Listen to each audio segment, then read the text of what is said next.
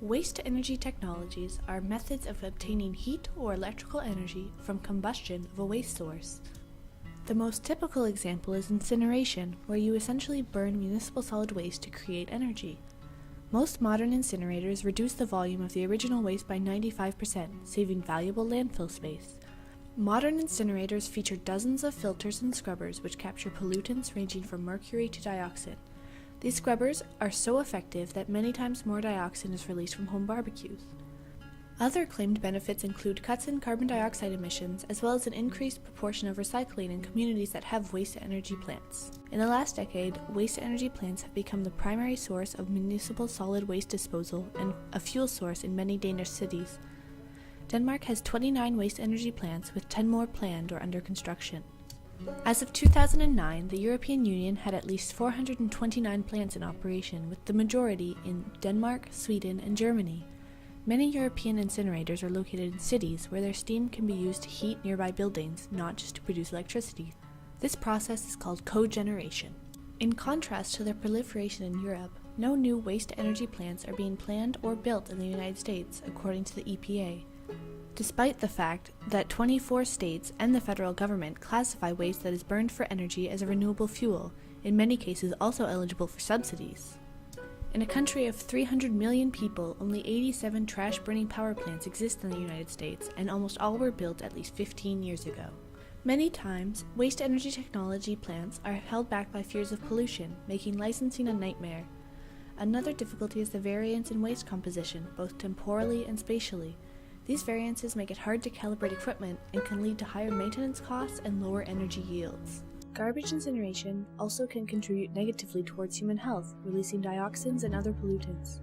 Additionally, there is some evidence that waste-energy plants in Europe are a major source of ultrafine particle emissions, which can cause lung disease, heart disease, and cancer. Waste-to-energy facilities also produce more carbon dioxide per unit of energy than coal power. However, compared to transporting trash to faraway landfill sites, congested urban areas that use waste-energy facilities actually release fewer carbon dioxide emissions. Landfill costs are also increased when considering the wear and tear garbage trucks impose on infrastructure, traffic, and public health. Landfills cause environmental threats through methane gas release, groundwater pollution, and land use. Waste-to-energy technology can produce energy by diverting waste from landfills. However, this energy is not always produced in the most efficient ways and is considered publicly unacceptable in many countries. While waste is considered a renewable resource under some jurisdictions, is waste renewable? Due to its low calorific value, garbage incineration produces energy in a highly inefficient way, whereas recycling recovers 3 to 5 times more energy than incineration produces. Recycling has also been demonstrated to create over 10 times the number of jobs than burning or burying the same waste.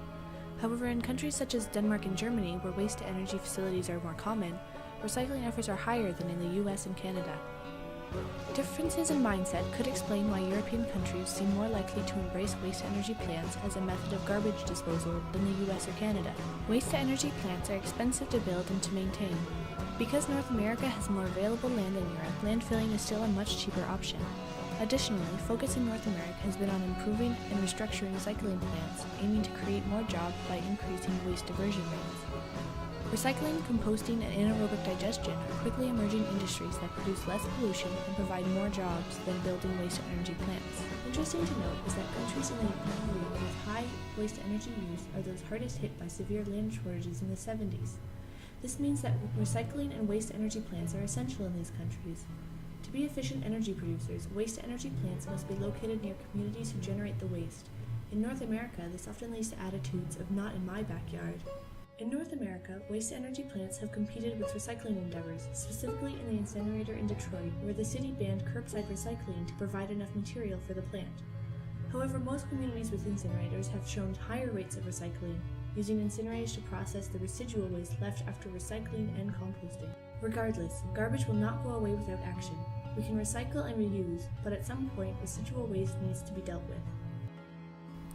The advantages of waste-to-energy facilities are considerable compared to landfilling, and while the energy produced from such facilities is not the most efficient nor the most carbon neutral, waste-to-energy plants can serve as a go-between until a zero-waste society actualizes.